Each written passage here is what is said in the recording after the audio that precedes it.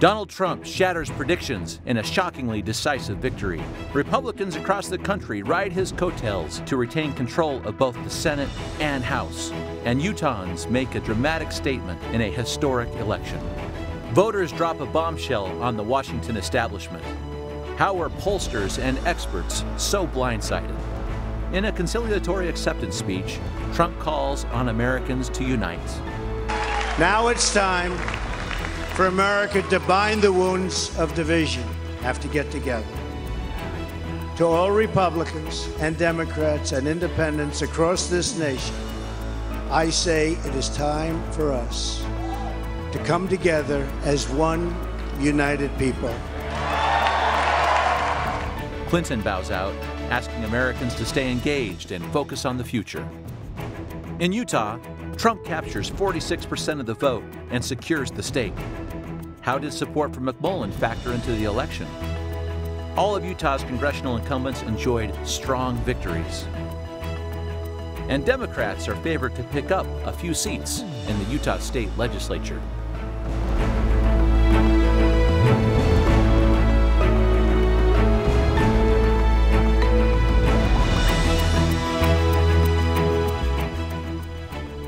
Good evening, and welcome to the Hinckley Report. I am Jason Perry, director of the Hinckley Institute of Politics.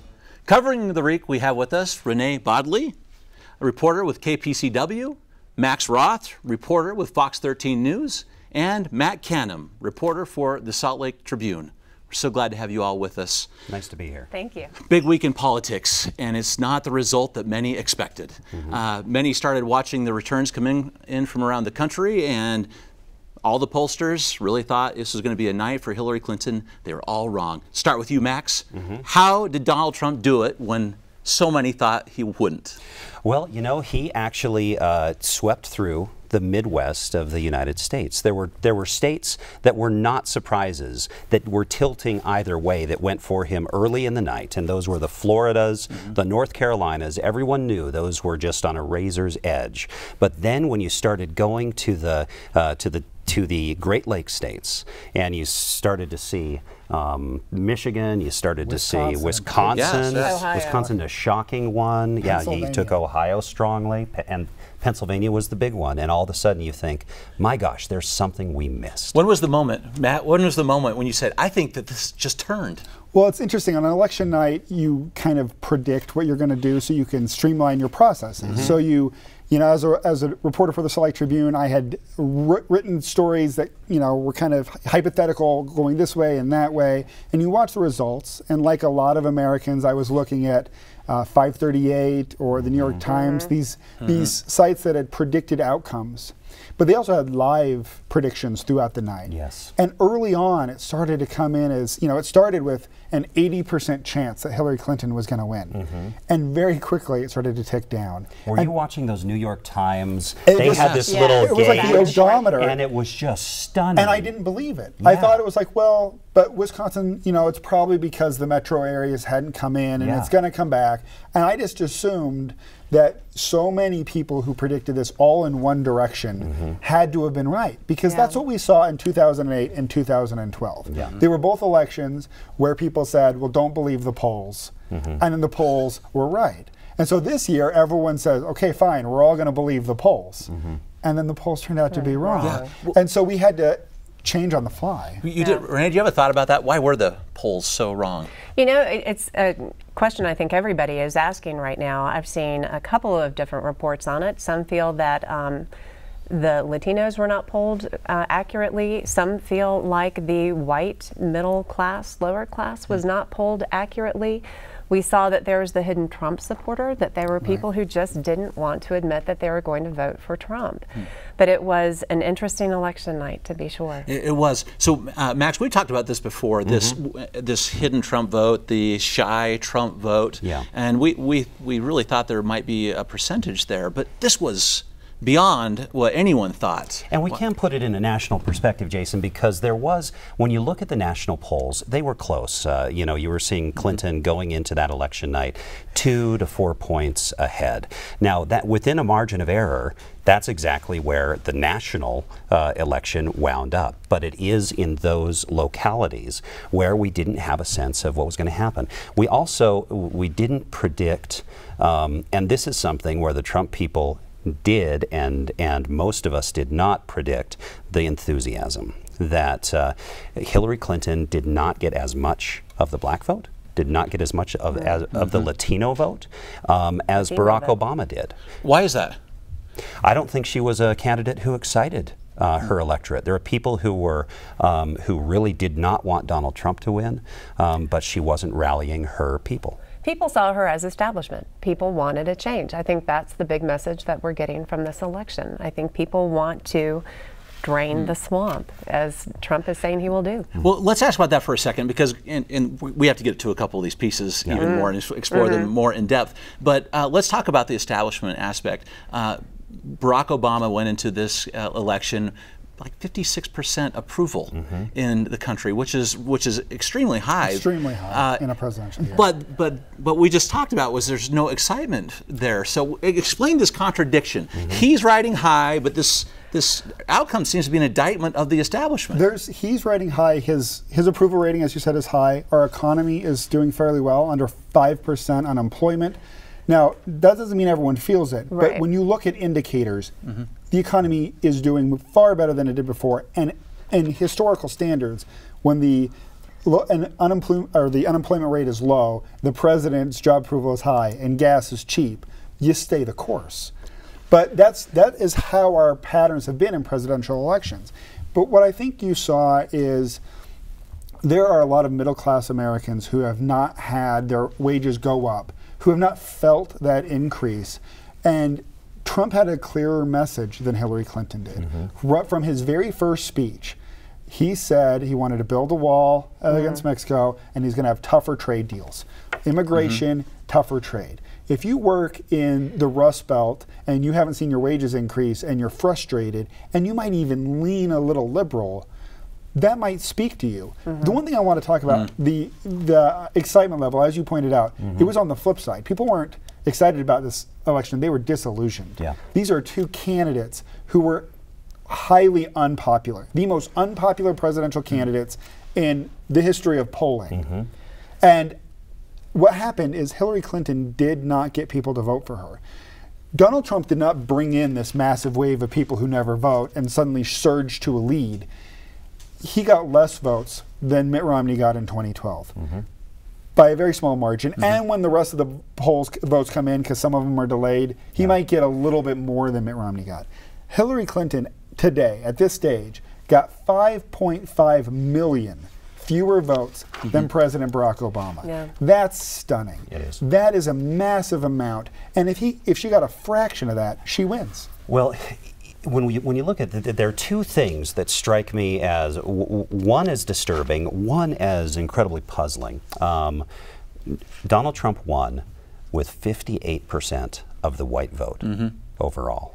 58%. This was a racially divided election, and that's disturbing to me. That's disturbing. I want to know why that is, and what is going on there, and what is driving people into these, these opinions that are based on their ethnicity or race rather than on their politics. And then the other thing that I don't understand is that a number of those people in the Midwest that we're talking about, the Great Lakes states, the Rust Belt, they voted for Obama. There are a lot of people who voted for Obama and then voted for Donald Trump. Well, those were people who probably did not feel a sense of belonging with the Mitt Romney crowd, right? You know, you're seeing somebody who's very wealthy, white male. These are people in the Rust Belt who are used to making the minimum wage. As Matt pointed out, they've seen the economy recover, but their wages haven't. They're seeing people get wealthier. They are not part of that group. I think that's in part why they didn't like Romney, why they might like Trump. Trump is saying, I'm going to cut your taxes. Well, yeah, but then it's so strange because everyone saw Romney as this just elite upper crust person. I mean, just because of his personality. Donald Trump grew up far richer, is far richer, and loves to talk about how much he has. How rich he is. Yeah. Exactly. Why didn't that turn people off? Because he's a reality TV star? Because people like that he tells it as it is? Because Donald Trump doesn't play the politician?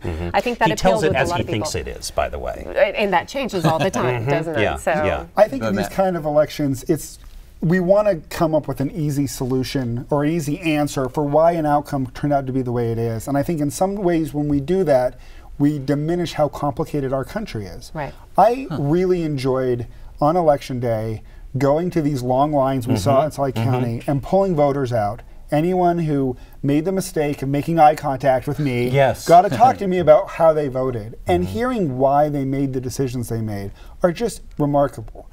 For some people, it was the Supreme Court was a driving factor. They did not like Donald Trump, but they wanted a conservative Supreme Court. And that was enough for them to disregard what they found were morally objectionable things that he said. For some people, the things he said about women, the things he said about his policies on immigration or Muslims were something they could not overcome. Disqualifying. They were immediately disqualifying. And I think that what we had is this very diverse group of people who voted in in wholly unique ways, in many ways, that. And some just didn't vote. I talked to a woman who came in and she voted for Evan McMullen. Oh, really? She's very concerned about the direction her party was going. She could not get herself to vote for Hillary Clinton, but she wanted to vote. And her husband, who's a Republican who's voted his whole life, just stayed home. So let's talk about this change, and Renee, I think you're about to talk about that too. But we talk about these voting patterns and these key groups. Sometimes Hillary Clinton called those her firewall, and the firewall did not kind of hold up in this particular election, right? It's kind of what you were just describing. It didn't. Back to what Matt was saying, I think plays into this. There was a great quote that I saw that said, the press took Donald Trump literally but not seriously, while his supporters took him seriously but not literally.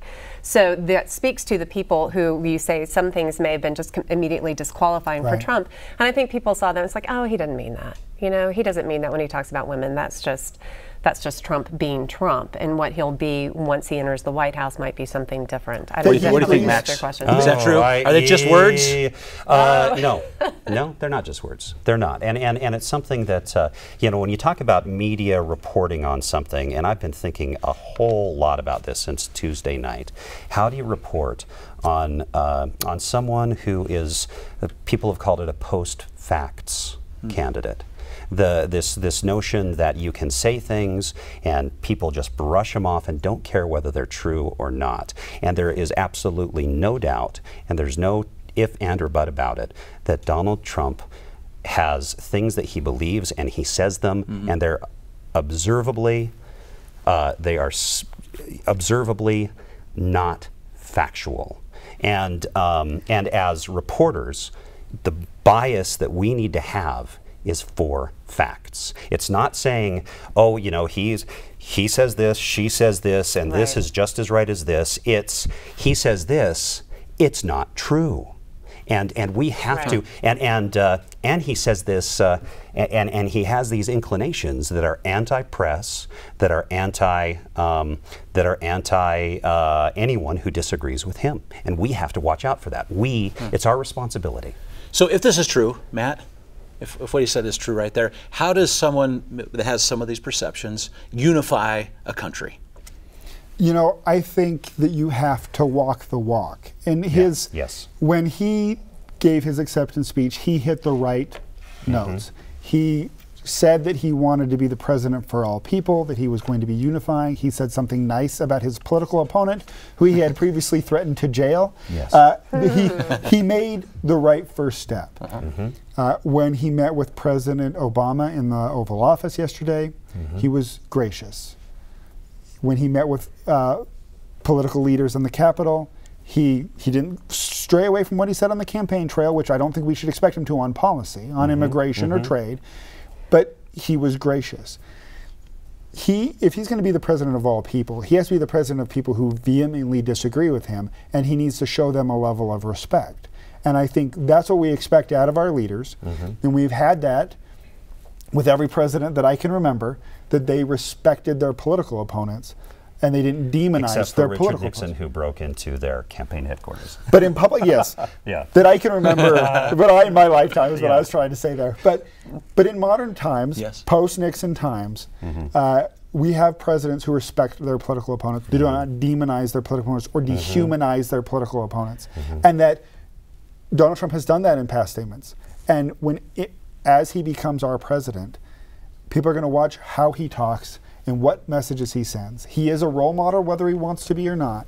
And when I've talked with the readers of the Salt Lake Tribune for a story we're going to do this Sunday about what they want from their president, Republicans and independents and Democrats alike, they want some unity. They want to feel less division. Well, don't you think the transition team that he picks and the cabinet that he picks will speak to how serious he is? Exactly. And I think we're late in seeing what's going to happen with that.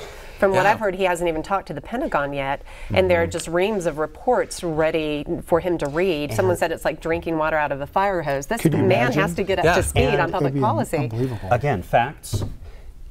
Well over 90% of all climate scientists believe that climate change is real and it's impacted by human activity. He has appointed as his EPA transition person a man named Myron Ebell, who is one of the nation's most famous climate change deniers.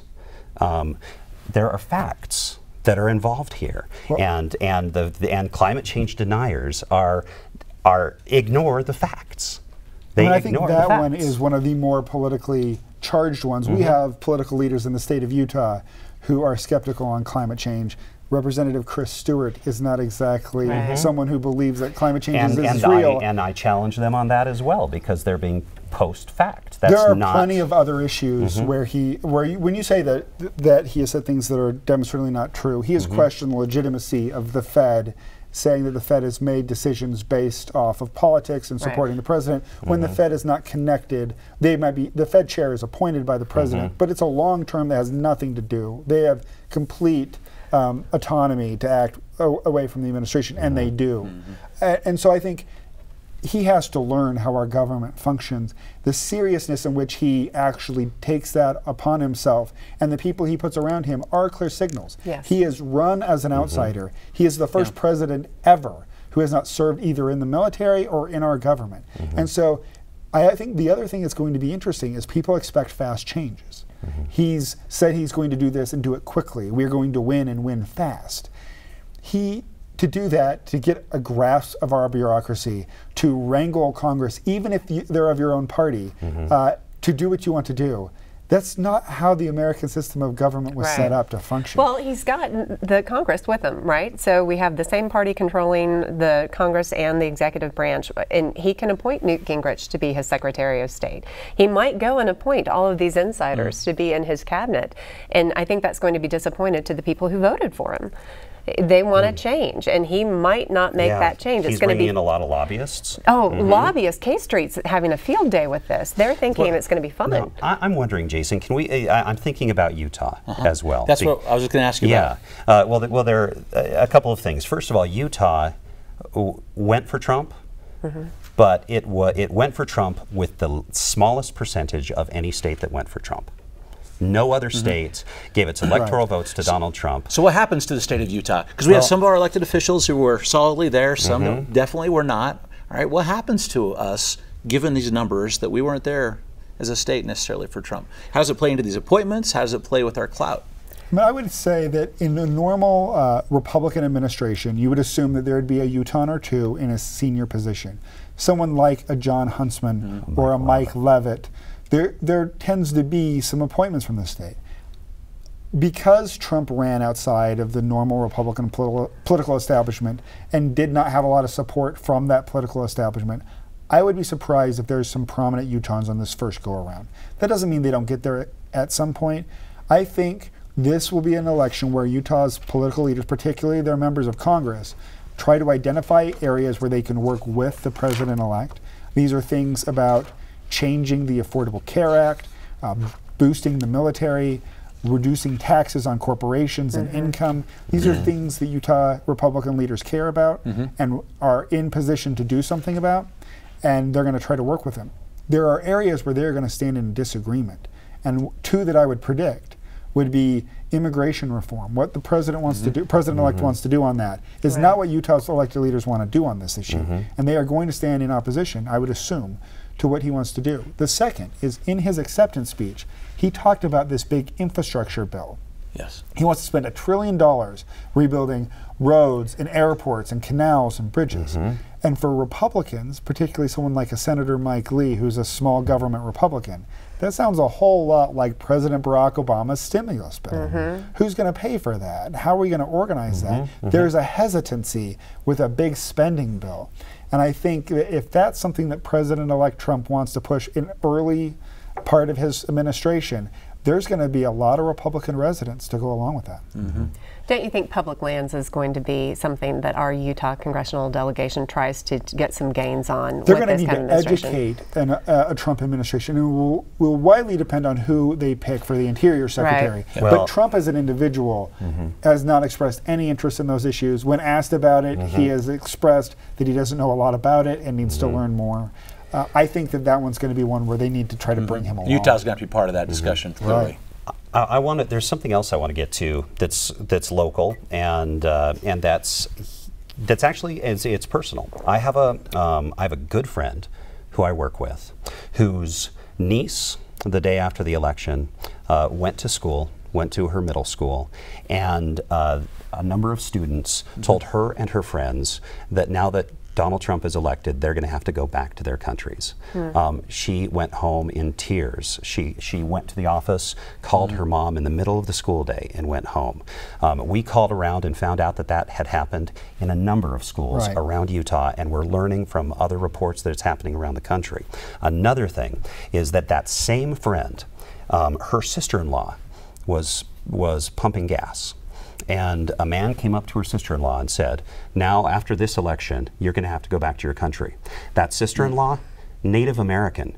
She looked at that man, and said, you know what, I'm Native American, I was here first. But these impulses, they're impulses that have been unleashed in this campaign that are going to be hard to put back into the bottle, and he has a responsibility to do it. So how does he do that, Renee? Well, it's a good question, Jay. There needs to be a healthy exorcism in our country of these kinds of feelings, and call it naive, call it eternally optimistic. It had to bubble to the surface. It's there. People are identifying it. People are wearing the safety pins like they did in the UK to signal to someone of a different color that I'm a safe place for you.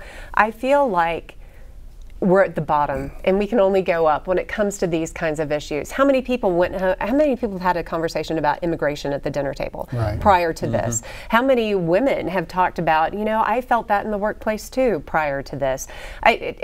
These issues are going to be addressed, and Trump, if he wants to be a successful president, we will have to be a successful country in addressing those issues. I do think that he has some responsibility for reining in those kind of statements.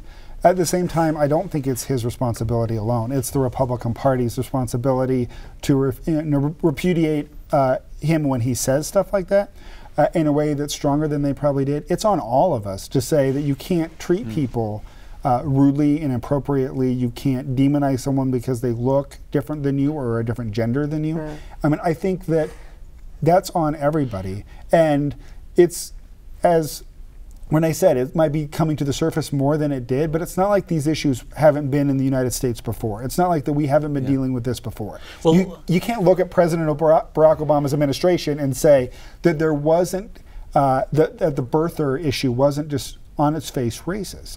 That we have to continue to deal with it, and this will probably be a more public airing of it, but it's on every single person. Yeah, but there's you know, the president, you've mentioned twice already that he's a role model. He's the role model in chief, supposedly, and if he continues to speak and to tweet the way he has through the campaign, that gives people permission to behave in the same way. Okay, so let's chat for a second, because we talked about the role of the Republicans and all this as well. What role did the Democrats have in this process itself? To the comments that you gave there, is there a role? Hillary Clinton said some of the conciliatory things, it's time to move forward, engage now. What are the Democrats? What's their job right now? They have to get new leadership in place, right? Aren't they in the throes of doing that right now? And they need to heal as a party. They need to figure out what that next step is and how to recruit more people into their fold. I mean, especially in Utah, but that's a different subject. But I think the opposition party, it's always a challenging start, because you just came from a defeat that in this case was crushing, not just presidential and the Senate as well. They lost a number of races they thought they were going to win. And so they need to recalibrate their message. They need to figure out how to be a part of our government and stand up for what they believe in. The Republican Party took a very strong line against what Obama did. They made it very clear from the start that they were not going to play ball. If there's one thing that that might help heal things, it's that Donald Trump has had long-term relationships with Chuck Schumer and Nancy Pelosi, and those people are they're from the coasts. They speak more the same language with Donald Trump than do a lot of the leaders from Paul Ryan from the Midwest, his own vice president Mike Pence from Indiana. So there's you get on infrastructure, and he might wind up working with the Democrats on that. And I do think that that's one thing I was going to say is that we have a lot of issues that this country wants our elected leaders to deal with, and as the opposition party, I would assume that the Democrats want to fight, but at the same time they need to find areas of common ground. We have problems that need to be taken care of. This is a conversation worth having for sure, and the country itself is looking closely at both sides where they're going to go forward for sure. Thank you so much for being part of this panel today. That's it for the Hinckley Report. For more political analysis and news of the week, please check out our Hinckley Report Web Extra online. We'll be back next week. Thank you and good night.